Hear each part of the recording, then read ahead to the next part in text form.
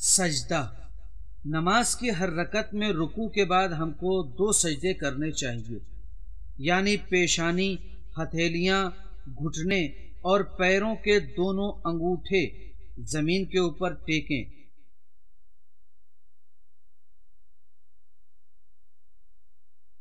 البتہ بعض دوسرے اعضاء مثلاً کلائیوں اور پیروں کی انگلیوں کے ٹیکنے میں کوئی حرج نہیں ہے۔ اگر بھولے سے بدن کے ساکن ہونے سے پہلے ذکر پڑھنا شروع کر دیا تو پھر بدن کے ساکن ہونے کے بعد اس کا دوبارہ پڑھنا ضروری ہے۔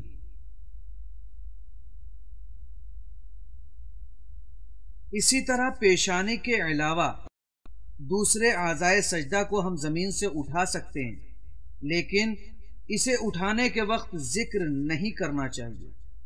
پہلے سجدے کے بعد پورے طور پر 2 زانو بیٹھ جائیں، اس کے بعد دوسرا سجدہ بجا لائیں اور پھر دوسرے سجدے سے سر اٹھانے اور پورے طور پر بیٹھنے کے بعد نماز پوری کریں۔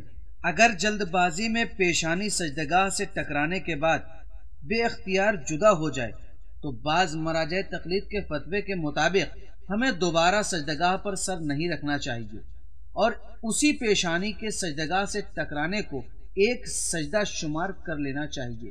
اس حالت میں ذکر پڑھا ہو یا نہ پڑھا ہو، لیکن اگر دوبارہ پیشانی بے اختیار سجدگاہ سے ٹکرا جائے تو اس 2 مرتبہ ٹکرانے کو ایک سجدہ شمار کریں گے۔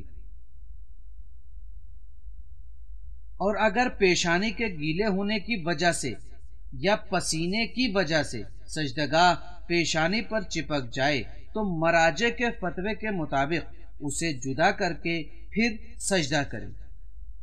جن چیزوں پر سجدہ جائز ہے، خاک، پتھر اور ہر اس چیز پر جسے زمین کا جز سمجھا جاتا ہے اور وہ کھانے یا پہننے میں استعمال نہ ہوتی ہو، اس پر سجدہ جائز ہے، سوائے معدنیات مثلاً فیروزہ، عقیق وغیرہ کے کہ ان پر سجدہ کرنا جائز نہیں ہے۔ البتہ سجدے کے لیے بہترین چیز تربت سید الشہداء علیہ السلام ہے۔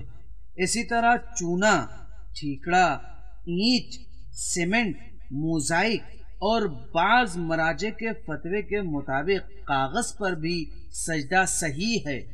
جس وقت ہم ذکر سجدہ پڑھ رہے ہوں ہمارے بدن کو ساکن ہونا چاہیے۔ اس بنا پر اگر ہم توشک یا گدے پر نماز پڑھ رہے ہوں تو جب تک سجدے میں سر رکھنے کے بعد وہ ساکن نہ ہو جائے تب تک ذکر سجدہ نہ پڑھیں۔ پیشانی اور سجدگاہ کے درمیان کسی چیز کا فاصلہ نہیں ہونا چاہیے۔ اس بنا پر اگر سجدگاہ پر اتنا میل جمع ہوا ہو کہ پیشانی سجدگاہ تک نہ پہنچ سکے تو پھر اس پر سجدہ نہیں کر سکتے، لیکن اگر صرف سجدگاہ کا رنگ بدل گیا ہو تو کوئی حرج نہیں ہے۔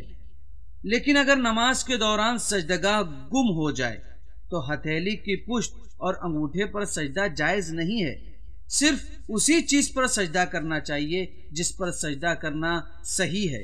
یہاں تک کہ اگر ضرورت پڑ جائے کہ ہم چند قدم چل کر دوسری سجدگاہ حاصل کر لیں تو اگر قبلے سے انحراف نہیں ہوتا ہو تو چند قدم چل کر دوسری سجدگاہ حاصل کریں گے اور نماز پوری کریں گے، ورنہ دوسری صورت میں اگر وقت زیادہ ہو تو نماز توڑ کر دوسری سجدگاہ حاصل کر کے پھر نماز پڑھیں گے۔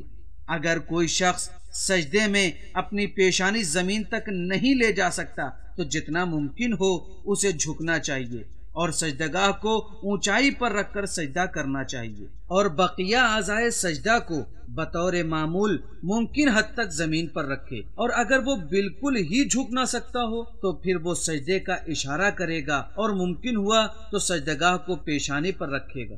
قرآن مجید کی 4 سورتوں میں سجدے کی آیتیں ہیں۔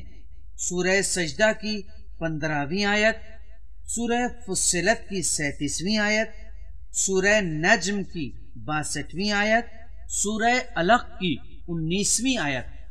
سجدے کی آیتوں کو پڑھتے یا سنتے وقت واجب ہے کہ سجدہ کریں، بعض مراجع تقلید کے فتووں کے مطابق کیسٹ وغیرہ کے ذریعے اگر تلاوت نشر ہو رہی ہو تو اس کا حکم بھی وہی ہے جو آدمی کی تلاوت کرنے کا ہے، یعنی سجدہ واجب ہے۔